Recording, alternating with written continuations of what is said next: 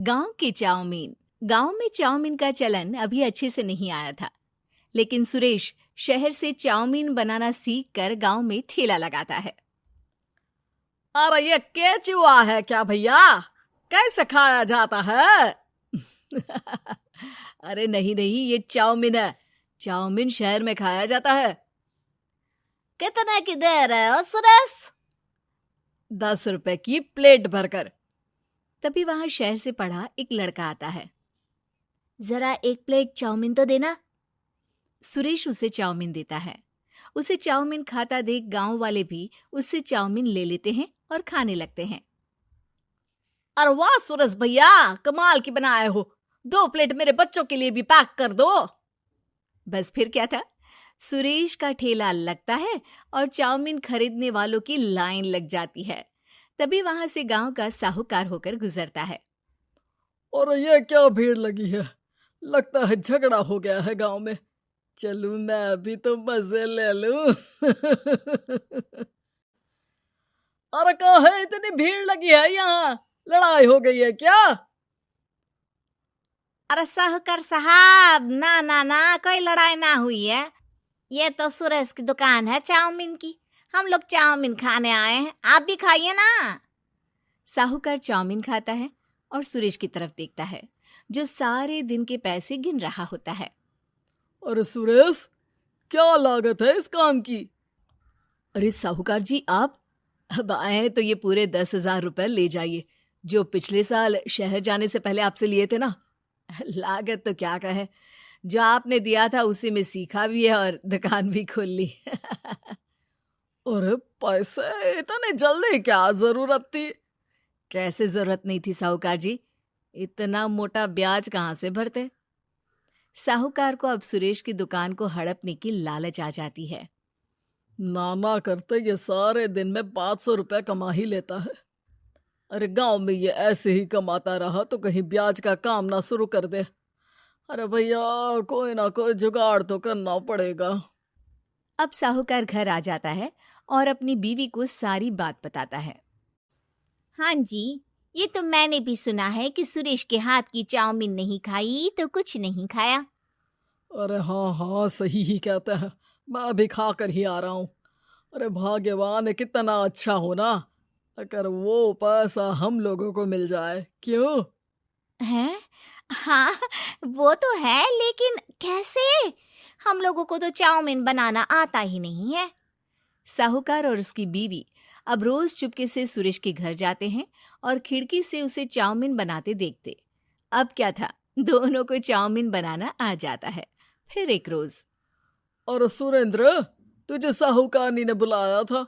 बोल रही थी कि बेटे के जन्मदिन में 10 किलो चाउमीन का ऑर्डर देना है। बना दोगे ना? अरे हाँ हाँ साहूकार जी, मैं जरूर बना दूंगा। कब देना है घर में 10 किलो चाउमीन? अरे वो तो तू घर आकर बता कर लेना, मैं नहीं बता पाऊंगा। ठीक है, शाम को काम निपटा कर आ जाता हूँ। सुरेश साहूकार के घर जाता है, लेकिन वहां मियाँ बीवी मिलकर उसे बंधक बना लेते हैं। अरे मुझे क्यों बांध रखा है? मुझे छोड़ दो। आज से तेरा ठेला मैं लगाऊंगा और बहुत सारे पैसे कमाऊंगा।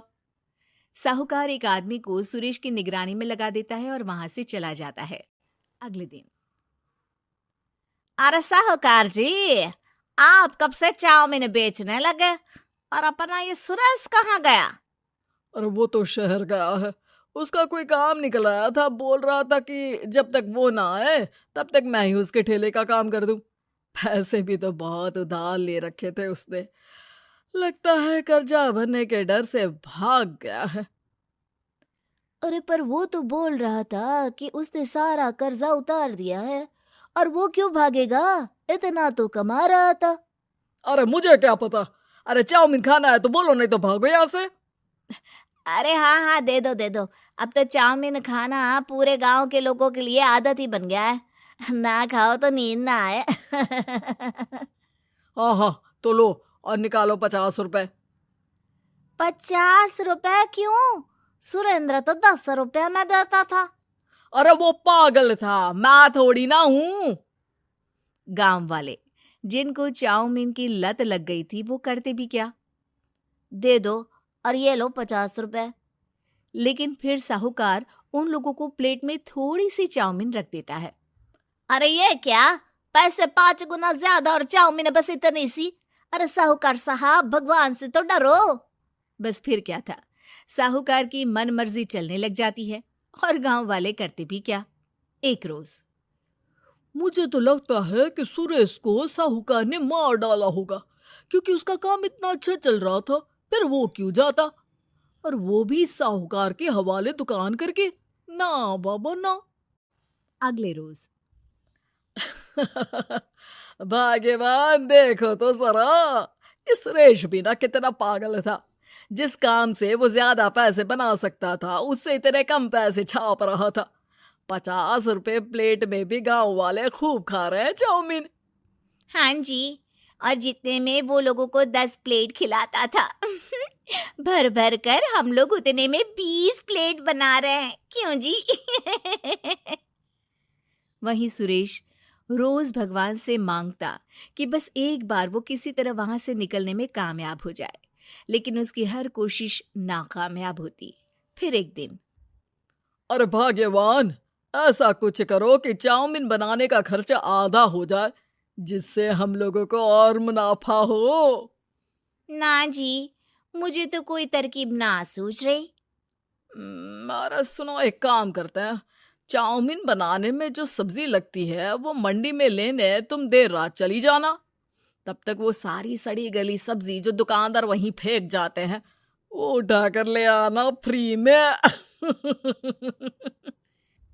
अरे वाह जी वाह, आप तो बहुत समझदार हैं जी। बीवी वैसा ही करती है, लेकिन अब लोग चाउमीन खाते तो मुंह बनाकर। फिर एक बार, अरे राम राम राम, ये पेट में दर्द काहे हो रहा है? आई, आई, आई, आई, आई। हाय रे हाय, मेरा भी पेट दर्द के मारे फटा जा रहा है। सभी को शक हो जाता है कि उन लोगों को चाउमीन खाने से ही ये बीमारी हो गई है। वहीं दूसरी तरफ जो आदमी सुरेश की निगरानी कर रहा था, वो सो रहा होता है और मौका देखकर सुरेश वहां से भाग जाता है। सुरेश